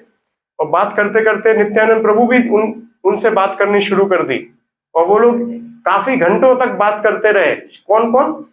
शिव जी, पार्वती जी और नित्यानंद प्रभु। और वो इतनी अद्भुत बातें कर रहे थे कि इसके बारे में कोई नहीं जानता है। तो कृष्णदास कविराज बोलते हैं कि कोई नहीं जानता तो मैं भी नहीं जानता हूँ क्या बात कर रहे थे। तो इसके लिए लिखते नहीं है क्या बात कर रहे थे, पर बात कर रहे थे घंटों तक नित्यानंद प्रभु शिव जी और पार्वती जी के साथ। फिर वो वापस आते हैं, फिर वो वापस वृंदावन जाते हैं, वो फिर वापस हरिद्वार जाते हैं, और फिर हरिद्वार से द्वारका जाते हैं, और द्वारका से फिर वो वापस श्रीरंगम आते हैं। और श्रीरंगम में आने के बाद फिर उसके बाद वो जाते हैं नासिक जाते हैं। और नासिक के पास जब वो पंढरपुर जाते हैं तो पंढरपुर में नित्यानंद प्रभु, एक ब्राह्मण उनको इनवाइट करता है कि आप मेरे घर में आकर रुको। और वो घर में जब रुकते हैं तो उसी दिन संजोगवश उस घर में वहां पर लक्ष्मीपति तीर्थ आते हैं, जो वो ब्राह्मण के गुरु होते हैं। और लक्ष्मीपति तीर्थ जब उस घर में प्रवेश करते हैं उनको लगता है कि ये घर में कोई अद्भुत पर्सनालिटी रुका हुआ है, कोई है इस घर में बहुत अद्भुत। तो पूछते हैं कौन है, तो बोलते हैं नित्यानंद प्रभु है। कोई जानता नहीं था उस समय नित्यानंद प्रभु कौन थे। तो लक्ष्मीपति तीर्थ के स्वप्न में रात को स्वयं बलराम जी आते हैं और बोलते हैं उस घर में जो दूसरे व्यक्ति रुके हुए हैं वो कल सुबह आपके पास दीक्षा लेने के लिए आएंगे, और आप उनको दीक्षा देना, और ये मंत्र जो मैं आपको दे रहा हूँ वो मंत्र दीक्षा के रूप में उनको देना। तो स्वयं बलराम जी पहले दीक्षा देते हैं लक्ष्मीपति तीर्थ। और फिर अगले दिन जो नित्यानंद प्रभु आते हैं लक्ष्मीपति तीर्थ के पास और उनको पूछते हैं मैं आपसे दीक्षा लेना चाहता हूँ। और बोलते हैं कल रात को बलराम जी स्वप्न में आकर मुझे बोल के गए कि मुझे आपको दीक्षा देनी है, और मंत्र भी दिया है, वही मंत्र मैं आपको देता हूँ। इस तरीके से नित्यानंद प्रभु किससे दीक्षा लेते हैं? लक्ष्मीपति तीर्थ से दीक्षा लेते हैं। और फिर वो वापस साउथ जाते हैं तीर्थ यात्रा में, वहां पर उनकी माधवेंद्रपुरी से भेंट होती है। और माधवेंद्रपुरी से बहुत काफी समय तक वो आलिंगन करते हैं, फिर बेहोश हो जाते हैं दोनों, माधवेंद्रपुरी और कौन थे माधवेंद्रपुरी? ईश्वरपुरी के गुरु थे। चैतन्य महाप्रभु के गुरु कौन थे? ईश्वरपुरी के गुरु माधवेंद्रपुरी थे। वो आलिंगन करते हैं नित्यानंद प्रभु से, फिर बेहोश हो जाते हैं दोनों, फिर आलिंगन करते हैं, फिर बेहोश हो जाते हैं। ऐसे कई बार ऐसा चलता है। और फिर आगे नित्यानंद प्रभु जाते हैं जगन्नाथपुरी से वो गंगा सागर जाते हैं। गंगा सागर तीर्थ के दर्शन करके फिर वो वृंदावन जाकर रुक जाते हैं। और वृंदावन जाकर रुक के वो वेट करते हैं किस चीज का? कि चैतन्य महाप्रभु प्रचार कार्य शुरू करें, तभी मैं प्रचार शुरू करूंगा। उससे पहले नित्यानंद प्रभु प्रचार नहीं करते, वो वेट कर रहे थे चैतन्य महाप्रभु। वो क्रेडिट नहीं लेना चाहते थे हरि नाम के प्रचार की। इसके लिए उन्होंने पूरे 12 वर्ष, जब तक चैतन्य महाप्रभु ने प्रचार कार्य शुरू नहीं किया तब तक नित्यानंद प्रभु ने कोई प्रचार कार्य नहीं किया। और फिर जब चैतन्य महाप्रभु गया जाते हैं अपने पिता का पिंडदान करने के लिए और ईश्वरपुरी से दीक्षा लेकर आते हैं। जब वो प्रचार कार्य शुरू करते हैं तब नित्यानंद प्रभु लौट कर आते हैं वृंदावन से और नवद्वीप आते हैं। तब चैतन्य महाप्रभु बोलते हैं कि कोई एक बहुत ही ग्रेट पर्सनैलिटी नवद्वीप में प्रवेश की है और वो यहाँ रुके हुए हैं। और वो बोलते हैं हरिदास ठाकुर को, जाओ ढूंढ कर आओ, देखो कहाँ है। श्रीवास ठाकुर और हरिदास को बोलते हैं जाओ देखो कहाँ है, वो एक ग्रेट पर्सनैलिटी आए हुए हैं। तो वो जाते हैं और पूरा नवद्वीप छान मानते पर उनको मिलते नहीं है। तब चैतन्य महाप्रभु स्वयं चल के जाते हैं और नंदन आचार्य के घर जाते हैं। आपने देखा मायापुर मंदिर में, आप जब प्रभुपाद घाट की तरफ जाएंगे तो जो फर्स्ट लेफ्ट हैंड साइड पे जो मंदिर है, नंदन आचार्य का घर है, वहां पर पहली भेंट होती है चैतन्य महाप्रभु और नित्यानंद प्रभु की। और वो जाकर सबको बताते हैं ये नित्यानंद जो है वो मेरे से अभिन्न है, ये अवधूत है, ये परम करुणा के सागर है। और वहां पर सब नवद्वीप वासियों से मिलवाते हैं। और तब जो है नित्यानंद प्रभु चैतन्य महाप्रभु की व्यास पूजा ऑर्गेनाइज करते हैं, जो हम देखते हैं महाप्रकाश लीला में वो व्यास पूजा ऑर्गेनाइज होती है। फिर आगे जो है कई लीलाएं आती हैं, अगर आप बोले तो मैं कंटिन्यू करूं। तो उसके बाद इस प्रकार से होता है कि एक बार चैतन्य महाप्रभु नित्यानंद प्रभु जो है वो शांतिपुर जा रहे होते हैं। और जब वो शांतिपुर जा रहे होते हैं तो एक सन्यासी जो है वो उनको आमंत्रित करता है कि आप मेरे घर पर आओ प्रसाद ग्रहण करने के लिए। तो चैतन्य महाप्रभु बोलते हैं सन्यासी घर पे बुला रहा है, सन्यासियों का घर कहाँ होता है। तो नित्यानंद प्रभु की तरफ देखते बोलते हैं सन्यासी घर पे कैसे भोजन के लिए बुला रहे हैं। तो नित्यानंद प्रभु बोलते हैं चलो इतने प्यार से पुकार रहा है तो हमको उसका प्यार देखना चाहिए, उसका घर नहीं देखना चाहिए।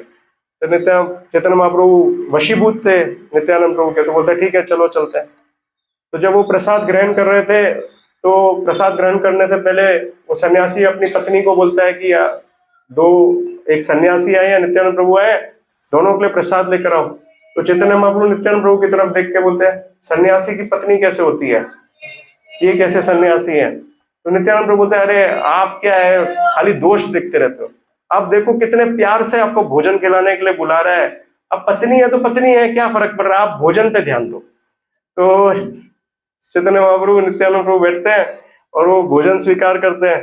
तो भोजन स्वीकार करने के बाद जो है वो सन्यासी जो है वो चैतन्य महाप्रभु को बोलता है कि मैं आपको बहुत सारी ब्लेसिंग्स देता हूँ, मैं ब्लेसिंग्स देता हूँ कि आपके पास बहुत धन आए, आपकी बहुत सारी पत्नियां हो और आपको बहुत सारा धन मिले। तो चैतन्य महाप्रभु बोलते हैं ये कैसी ब्लेसिंग्स होती है, एक मैं सन्यासी हूँ, मुझे धन का क्या लेना देना, पत्नी का तो मैं सोच विचार भी नहीं कर रहा हूँ, ये कैसी ब्लेसिंग। वो सन्यासी बोलते हैं ये ब्लेसिंग्स नहीं होती है, अगर आपको सही में मुझे ब्लेस करना है तो मुझे बोलो कृष्ण प्रेम मेरे हृदय में जागृत हो, ये ब्लेस करो। तो नित्यानंद प्रभु बोलते हैं अरे हर बार तुम दोष ही देखते रहते हो, एक तो ब्लेस कर रहा है, ब्लेसिंग्स ले लो बस, तुम क्या बार बार भाव देखो, उसका भाव देखो। तो उसके बाद जो है वो सन्यासी बोलता है मैं आपको कुछ विशेष भेंट करना चाहता हूँ। तो चैतन्य महाप्रभु बोलते हैं आप क्या विशेष आने वाला है। तो वो जो है वो दारू की बोतल निकालता है और वो चैतन्य महाप्रभु के सामने रखता है। तब नित्यानंद प्रभु बोलते हैं अब बहुत हो गया, अब बहुत विशेष हो गया। और चैतन्य महाप्रभु नित्यानंद प्रभु एक दूसरे की तरफ देखते हैं और भागते हैं जोर से, और भाग के सीधा कपड़ों के साथ ही गंगा में प्रवेश कर लेते हैं। तो बोलते तो तब चैतन्य वहां पर जो है टिप्पणी करते हैं आचार्य कि नित्यानंद प्रभु इतने कृपालु है कि चीजें जो है वो कोई भी हद तक जाकर केवल एक भक्त को भाव को स्वीकार कर रहे थे। जो हम देखते हैं आज भी, हम ये जो भी सन्यासी आते हैं वो ये नहीं देखते कि ये व्यक्ति कितना मटीरियलिस्टिक है, वो जाते हैं फिर भी कोई भी तरीके से उनको करुणा देने के लिए जाते हैं वो नित्यानंद प्रभु के भाव से, कि भले वो सही है कि नहीं है फिर भी जाते हैं उनके घरों में प्रसाद लेने के लिए, उनको कृपा पात्र बनने के लिए। तो ये प्रसंग से खाली ये बताया जाता है कि नित्यानंद प्रभु की कृपा असीमित है, चैतन्य महाप्रभु की कृपा फिर भी सीमित हो सकती है पर नित्यानंद प्रभु की कृपा असीमित है। फिर एक बार ऐसा होता है कि चैतन्य महाप्रभु जो है वो बोलता है कि मैं वृंदावन जाना चाहता हूँ, और नित्यानंद प्रभु को डर था कि चैतन्य महाप्रभु वृंदावन गए तो वापस कभी आएंगे ही नहीं। तो बोलता है ठीक है वृंदावन जाना चाहता हूँ, ठीक है मैं प्रबंध करता हूँ। तो बोलते प्रबंध करो। तो प्रबंध करते हैं, वो जाते हैं, वो जो जितने भी छोटे छोटे बालक होते हैं वो बोलते हैं देखो चैतन्य महाप्रभु को रास्ता तो मालूम नहीं है वृंदावन का, तो जब वो जा रहे होंगे तो तुम्हें ना वृंदावन का रास्ता इधर है पर तुम बोलना इधर है, तुम इधर दिखा देना। बालक बोलता है ठीक है नित्यानंद प्रभु आप जो बोलो करेंगे। चैतन्य महाप्रभु पूछते वृंदावन का रास्ता कहाँ है, तो बालक बोलता है इधर है। नित्यानंद प्रभु चैतन्य महाप्रभु वहां चलना शुरू कर देते हैं। तो नाव में बैठते हैं तो नाविक को पूछते हैं ये कौन सी नदी है, तो वो नाविक बोलता है ये यमुना है। थी गंगा, पर वो बोलता है यमुना क्यों, नित्यानंद प्रभु ने बोला था, बोलना था पूछेंगे चैतन्य महाप्रभु नदी कौन सी, बहुत ही सुंदर नदी है, तो बोलते ना यमुना है। तो चैतन्य महाप्रभु भाव में आ जाता है, अरे मैं वृंदावन पहुंच गया, मैं यमुना में हूँ। तो जैसे ही वो तट पे पहुंचते हैं, नाव से उतरते हैं, तो कौन देखते हैं, किसको देखते हैं, नित्यानंद प्रभु अद्वैत आचार्य को देखते हैं। बोलते हैं अरे मैं वृंदावन जा रहा था, आप लोग भी वृंदावन आ गए। बोलते हाँ हम लोग ने भी प्लान बनाया था वृंदावन आने का, हम भी वृंदावन पहुंच गए। बोलते ठीक है चलो अच्छा है, साथ में वृंदावन के दर्शन करते हैं। तो बोलते चलो चलो आगे तो चलो। तो अद्वैत आचार्य उनको आगे ले जाकर अपने घर में ले जाते हैं शांतिपूर्वक। तो बोलता है तुमने मेरे को उल्लू बनाया, इतने समय तक मैं सोच रहा था मैं वृंदावन में प्रवेश कर दिया, मैं गंगा में हूँ, ये घर कैसे आ गया वृंदावन के अंदर। तो वो देखते हैं तो शांतिपुर है, तो शांतिपुर में आते हैं। तो बोलता है अभी छोड़ो, नित्यानंद प्रभु बोलता है देखो अद्वैत आचार्य का बहुत मन था आपको आमंत्रित करने का, सन्यास के बाद आप आए नहीं कभी, तो उनका मन पूरा करो, प्रसाद ग्रहण करो। तो बोलते ठीक है प्रसाद दो। तो अद्वैत आचार्य ने 750 किलो चावल बनाए थे, 750 किलो चावल, और 1000 सब्जियां बनाई थी। कितनी, 1000 प्रकार के व्यंजन बनाए थे, 1000 वेराइटीज। माता जी कितनी बार सोचती है कि कोई आ रहे हैं, हम उनको इतना हम ऑफर कर रहे हैं, कितना करते हैं हम लोग, तो हम समझ सकते हैं अद्वैत आचार्य से क्या नहीं करते थे वो। देखिए 1000 वेराइटीज ऑफ सब्जी, 750 किलो राइस। और जब चैतन्य महाप्रभु के सामने रखा तो चैतन्य महाप्रभु देखते बोलते हैं एक सन्यासी के लिए भोग है ये, इतना प्रसाद, ऑपुलेंट प्रसाद खाना, इस तो एक भोग के बराबर है। तो बोला नहीं नहीं मैं नहीं स्पर्श कर सकता। नित्यानंद प्रभु बोलता है अरे खाओ खाओ चुपचाप, कुछ है ही नहीं है। और वो बोलता है अरे अद्वैत आचार्य तुमको हॉस्पिटैलिटी करना ही नहीं आता है। बोले मैं सोच रहा था 3 दिन से मैंने खाना नहीं खाया, सोच रहा था आज कुछ अच्छा खाने को मिलेगा, ये कुछ है ही नहीं, कोई वैरायटी नहीं बनाई तुमने। ऐसे भी कोई सन्यासी आता है इस तरीके से आदर करते हैं किसी का। तो अद्वैत आचार्य बोलते हैं अरे तुमको तो कोई संतुष्टि नहीं कर सकता है। तो उनमें जोकिंग पास टाइम्स चल रहे होते हैं। और फिर नित्यानंद प्रभु इतने क्रोध में आ जाते हैं, देखो तुमने ऐसा अनादर किया हमारा, हम लोग आए प्रसाद लेने के लिए, कुछ वैरायटी नहीं बनाई। तो वो चावल उठा के फेंक देते हैं। वो फेंकते हैं तो उसमें से 1-2 दाने अद्वैत आचार्य के शरीर को स्पर्श होते हैं और वो नाचने लगते हैं। वो बोलते हैं आज मेरा जीवन धन्य हो गया है, कि मेरे को नित्यानंद प्रभु की कृपा मिल गई। और फिर वो सब नाचना शुरू कर देते हैं। तो ये अनेकों पास टाइम्स थे नित्यानंद प्रभु के, कि वो अद्वैत आचार्य और सभी भक्तों के साथ अलग अलग रूप से सबको संतुष्ट करते थे। फिर एक बार ऐसा पास टाइम होता है कि चैतन्य महाप्रभु जो है जगन्नाथपुरी जा रहे होते हैं। जगन्नाथपुरी जा रहे होते हैं तो चैतन्य महाप्रभु बोलते हैं कि मैं स्नान करने जाना चाह रहा हूँ। तो जब वो स्नान करने जाते हैं तो नित्यानंद प्रभु को अपना डंडा दे देते हैं कि आप डंडा जो है वो होल्ड करो, रखो, मैं स्नान कर आता हूँ फिर ले लूंगा। तो जैसे ही वो स्नान करने जाते हैं नित्यानंद प्रभु क्या करते हैं, वो डंडे को 3 टुकड़ों में तोड़ के फेंक देते हैं। तो जब चैतन्य महाप्रभु आते हैं वो बोलते हैं कि कहाँ है मेरा डंडा। बोलते हैं डंडा मुझे नहीं मालूम कहाँ गया डंडा। तो मेरे ख्याल से मेरा ध्यान मग्न हो गया, तो डंडा पता नहीं, मेरे को ध्यान नहीं है क्या हुआ आपके डंडा को। चैतन्य महाप्रभु समझ जाते हैं ये जो है, बोला कि मेरे एक ही तो मेरी संपत्ति थी। सन्यासी का संपत्ति क्या होती है, एक डंडा ही तो संपत्ति होती है। बोला वो एक ही संपत्ति थी, तुमने वो संपत्ति भी मेरे से ले ली। मेरे गुरु ने मेरे को डंडा दिया, डंडा ही तो सन्यासी के लिए धारण करना आवश्यक होता है। तो नित्यानंद प्रभु ने क्यों डंडा तोड़ा था, तो नित्यानंद प्रभु ने डंडा इसके लिए तोड़ा था, उन्होंने बोला कि ये एक डंडी सन्यासी होते हैं, जो मायावादी होते हैं वो क्यों होते हैं, एक डंडी सन्यासी। वो बोलते हैं कृष्ण एक हम भी एक, दोनों एक हैं, इसके लिए वो लोग एक डंडा धारा करते हैं। उनका एक डंडा होता है। हमारे इस्कॉन में क्या होता है, हमारी संप्रदाय में 3 डंडी होती है। 3 डंडी मतलब हम मन वचन और अपने शरीर, मन और वचन से हम अपने आप को समर्पित करते हैं भगवान को, इसके लिए हम लोग 3 डंडी सन्यासी होते हैं। तो वो बोलते हैं कि ये एक डंडी क्या है, ये मायावाद है। तो वो बोलते हैं चैतन्य महाप्रभु थोड़ा मायावाद का प्रचार कर रहे हैं, बोले एक डंडी नहीं चलेगा, तोड़ देते हैं उसको 3 डंडे में और फेंक देते हैं। और दूसरा नित्यानंद प्रभु क्या सोचते हैं, बोलते हैं जिस भगवान को हमने धारण अपने हृदय में कर रखा है वो एक डंडा धारण करेंगे, ऐसा हमको नहीं चाहिए। जो स्वयं भगवान है, जिसको लोग अपने हृदय में धारण करते हैं, वो डंडा क्यों धारण करेंगे। तो वो डंडे को 3 भाग में तोड़ के फेंक देते हैं। तो चैतन्य महाप्रभु बड़े क्रोधित हो जाते हैं, बोलते हैं अरे तुमने मेरा एक ही डंडा था वो भी ले लिया, अब मैं तुम्हारे साथ नहीं चलूंगा। वो आगे निकल जाते हैं और आगे निकल के फिर हम देखते हैं कि चैतन्य महाप्रभु सार्वभौम भट्टाचार्य को मिलते हैं, वो अलग पास टाइम होता है। तो आगे हम देखते हैं कि नित्यानंद प्रभु की लीला में एक और विशेष, बहुत सारी लीलाएं हैं नित्यानंद प्रभु की, इतनी विशेष लीलाएं जिनका हम उच्चारण करेंगे तो समय कम पड़ जाएगा हमको। तो एक लीला उनकी विवाह की लीला की है, जो बहुत ही अच्छी लीला है, जगाई मदाई का पास टाइम भी अगर आप लोचनदास ठाकुर ने अलग अलग ग्रंथों में अलग अलग तरीके से जगाई मदाई का पास टाइम डिस्क्राइब किया हुआ है, पर लोचनदास ठाकुर ने बड़े ही मनोरंजक रूप से उसको चैतन्य मंगल में डिस्क्राइब किया है। हमारे पास समय तो है ही, मैं 2 मिनट वो पास टाइम बताता। तो जो जगाई और मदाई का पास टाइम मैं नरेट नहीं करूंगा पूरा, आप लोग को मालूम ही है कि किस तरीके से जगाई और मदाई का उद्धार किया। तो लोचनदास ठाकुर बताते हैं कि एक बार यमराज जो है उसके पास उसके असिस्टेंट्स आते हैं और वो बोलते हैं, यमराज जी अब बस बहुत हो गया, अब हमसे कार्य नहीं हो पाएगा। बोला आपके जितने असिस्टेंट्स हैं चित्रगुप्त वो सब टेंशन में चल रहे हैं, ये 2 जगाई और मदाई के कारण। बोले क्या हुआ? बोले ये लोग इतने इतने पाप कर रहे हैं कि जब तक हम पाप को नोट करने जाते हैं तब तक और 10 पाप कर देते हैं। तो हम लोग ओवर टाइम कर रहे हैं, हम लोग डबल नहीं ट्रिपल टाइम कर रहे हैं, फिर भी हम जगाई और मदाई के पास टाइम्स लिख नहीं पा रहे। और बोला जो जितनी जगह है वो पूरी जगह भी भर गई है, लिखे तो अब रखें कहाँ? तो बोले अभी हम लोग के जो असिस्टेंट्स है वो सुसाइड करने की कंटेम्पलेट कर रहे हो, सोच रहे हैं हम आत्महत्या कर ले, हमसे कार्य नहीं हो सकता, इतना जगाई और मदाई ने त्रास कर दिया है, लिख नहीं पा रहे। तो बोला हम क्या करें?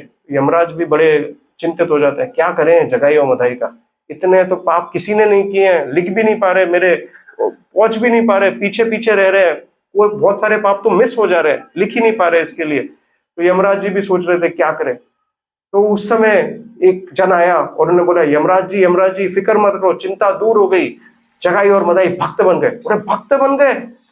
जगाई और मदाई भक्त बन गए, ऐसे कैसे हो सकता है? तो यमराज जी को आश्चर्य हो गया, वो बोले मेरे को विश्वास ही नहीं होता, मैं खुद जाकर देखूंगा, जब तक मैं खुद नहीं देखूंगा तब तक मुझे विश्वास नहीं होगा। तो यमराज जो है अपने बुल को बुलाते हैं और बुल पे बैठ के वो बोलते हैं चलो देखने चलते हैं।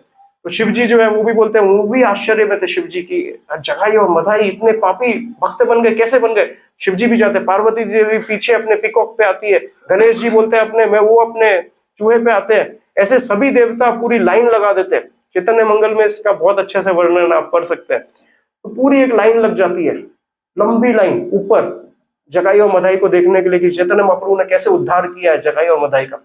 और ये लाइन जब लग रही होती है, धीरे धीरे चल रही होती है आगे देखने के लिए, एक समय आता है लाइन रुक जाती है। तो शिवजी पूछता है अरे लाइन क्यों रुक गई? तो बोलते हैं यमराज जी मर गए।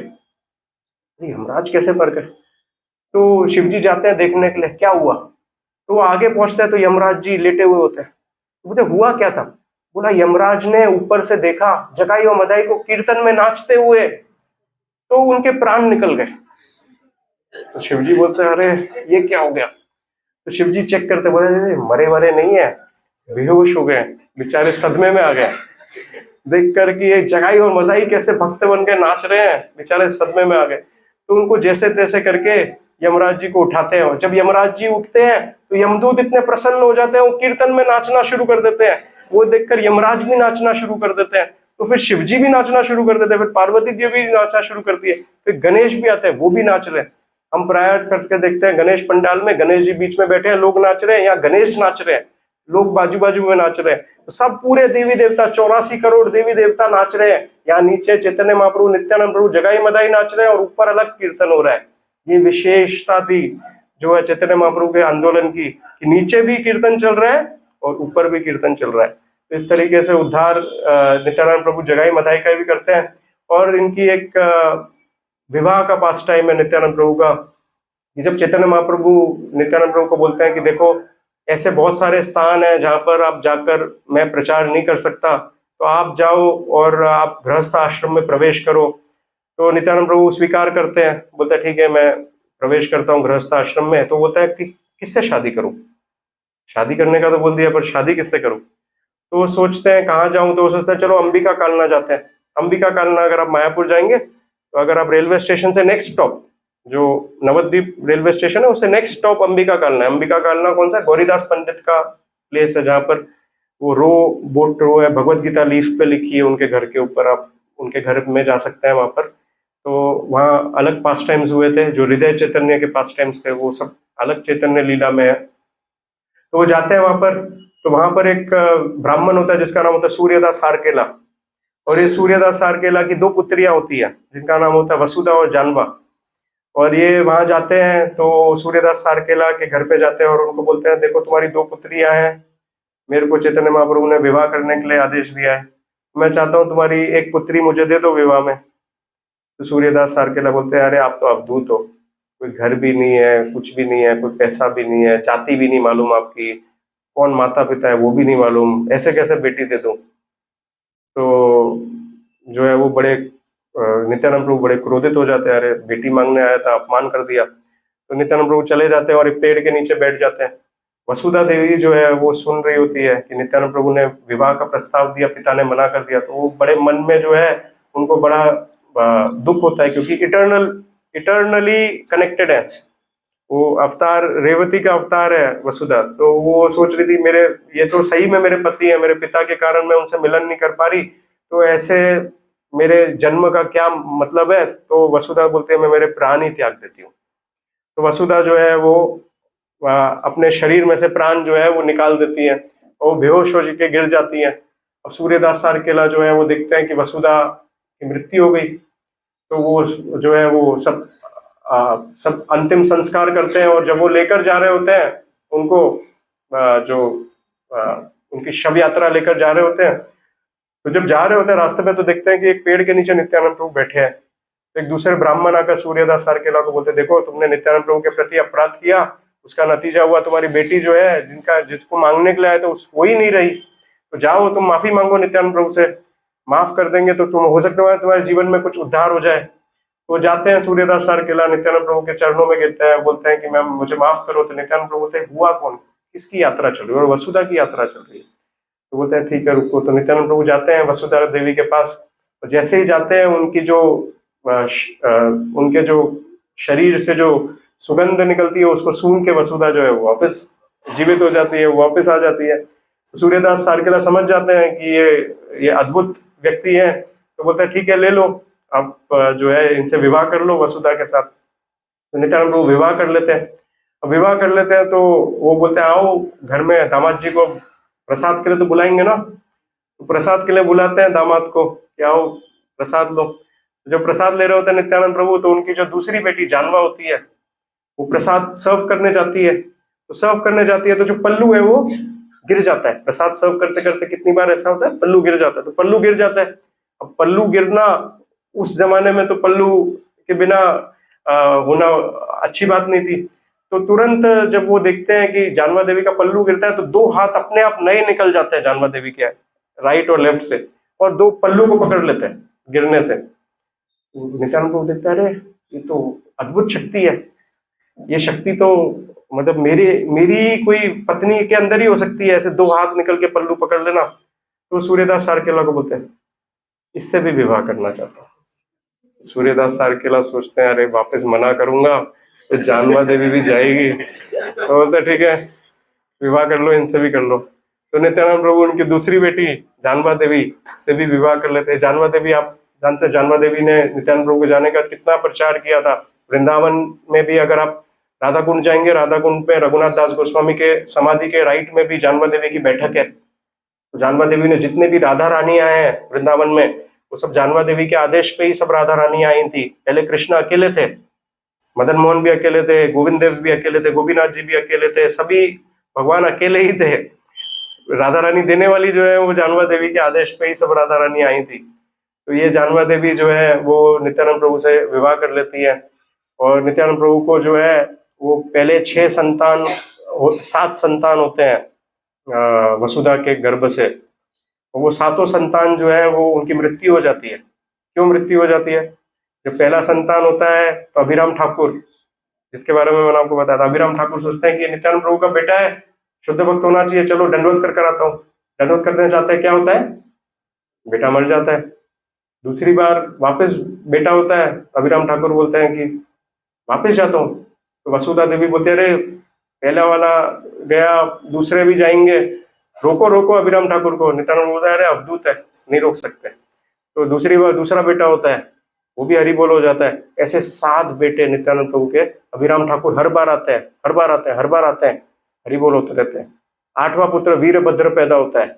वीरभद्र को अभिराम ठाकुर वापस आते हैं, दंडवत करते हैं, कुछ नहीं होता। तो एक बेटा वीरभद्र और एक बेटी गंगा जो है वसुधा के द्वारा नित्यानंद प्रभु को प्राप्त हुई थी। और वीरभद्र ने आगे नित्यानंद प्रभु का वंश जो है वो आप ब्रांचेस देखेंगे आदि लीला में, जो ब्रांचेस आते हैं उसमें वीरभद्रा जो है वो बहुत ही शुद्ध भक्त थे, नित्यानंद प्रभु के वंश को आगे लेकर गए। और जानवा देवी जो है वो वसुधा का बहुत ही कम उम्र में उनका देह त्याग हो गया था। उसके बाद जानवा देवी जो है नित्यानंद प्रभु के साथ रही, और नित्यानंद प्रभु ने अपना घर जो है वो करदाहा में बनाया। जब आप मायापुर जाते हैं कलकत्ता से तो पानीहाटी करके एक स्थान आता है, आप लोग गए हैं पानीहाटी? पानीहाटी बहुत ही सुंदर स्थान है, इस्कॉन का मंदिर है, वहां पर गंगा के तट पे मंदिर है, गंगा को टचिंग एकदम टच करता हुआ मंदिर है पानीहाटी में अपने इस्कॉन का। आप जा सकते हैं, राघव पंडित का घर है वहां पर, बहुत कई स्थान है पानीहाटी में, आप वहां जा सकते हैं। और पानीहाटी से मुश्किल से 15 मिनट की दूरी पे ही करदाहा है। करदाहा नित्यानंद प्रभु का घर है, वहां पर भी बहुत विशाल मंदिर है, बहुत अच्छा मंदिर है करदाहा में, आप लोग जाकर देख सकते हैं। जो घर था वही मंदिर बन गया अभी। तो नित्यानंद प्रभु, जानवा देवी, वसुधा जो है वो करदाहा में रहते थे। और वहीं से नवद्वीप जो है, जब आप मायापुर जा रहे हैं तो रास्ते में आ सकते हैं, थोड़ा ऑफ रूट लेना पड़ेगा, पर आप अगर टैक्सी से जा रहे हैं तो आप उनको बोल सकते हैं पानीहाटी और करदाहा, या लौटते समय भी आप कभी कर सकते हैं पानीहाटी और करदाहा, दोनों एक ही आसपास बगल बगल में। तो वहाँ नित्यानंद प्रभु का घर था। तो इस प्रकार से नित्यानंद प्रभु ने अंतिम समय में जब वो वापस एक चक्र धाम पहुंचे, एक चक्र धाम पहुंच के उनने वहां पर एक बंकिम राय के एक विग्रह थे। जब आप कभी एक चक्र जाएंगे तो वहां पर बंकिम राय का मंदिर है, छोटा सा मंदिर है बंकिम राय का। तो बंकिम राय के विग्रह नित्यानंद प्रभु को, जब वो स्नान करने गए थे यमुना में, तो उनको वहां पर बंकिम राय के विग्रह प्राप्त हुए थे। तो नित्यानंद प्रभु को ये विग्रह बहुत प्रिय थे, तो बंकिम राय की सेवा पूजा करते थे नित्यानंद प्रभु। तो अंतिम समय में नित्यानंद प्रभु जब कीर्तन चल रहा था तो उन्होंने अपने प्राण जो है वो अपने आप बंकिम राय के विग्रह में लीन हो गए नित्यानंद प्रभु। जैसे चैतन्य महाप्रभु कौन से विग्रह में लीन हो गए थे? टोटा गोपीनाथ के, जो जगन्नाथपुरी में टोटा गोपीनाथ है उसमें भगवान लीन हो गए थे। ऐसे ही नित्यानंद प्रभु जो है ये बंकिम राय के जो विग्रह थे उनमें लीन हो गए। और जानवा देवी जो है वो जो है उनके विग्रह बंकिम राय के विग्रह के लेफ्ट में है, राइट में राधा रानी है, और जानवा देवी के भी विग्रह हैं बंकिम राय के विग्रह के पास। जब आप कभी एक चक्र धाम जाएं तो ये सभी स्थानों को आप विजिट कर सकते हैं, बहुत ही सुंदर धाम है और बहुत ही पोटेंट प्लेस है। नित्यानंद प्रभु इतने कृपालु हैं कि हम आज के दिन याचना कर सकते हैं नित्यानंद प्रभु से कि आप आपके अंदर जो करुणा है एक जीव का उद्धार करने की, उनको कृष्ण प्रेम की प्राप्ति करने की, वो ही करुणा हम भी लाएं, हम भी उतनी ही करुणा से प्रचार करें। पहले अपने आप को प्रचार करें, पहले अपना तो उद्धार करें और फिर सभी का उद्धार करने के लिए उतनी करुणा में हमारे अंदर भी आए कि हम सबको वो करुणा बांट पाए। ऐसा हम प्रार्थना कर सकते हैं अपने शुद्धिकरण के लिए। तो आज बहुत ही ऑस्पिशियस दिन है नित्यानंद त्रयोदशी का, तो हम अच्छे से भक्तों का संग करें और प्रार्थना करें। हरे कृष्णा। किसी का कोई प्रश्न हो, कोई टीका टिप्पणी?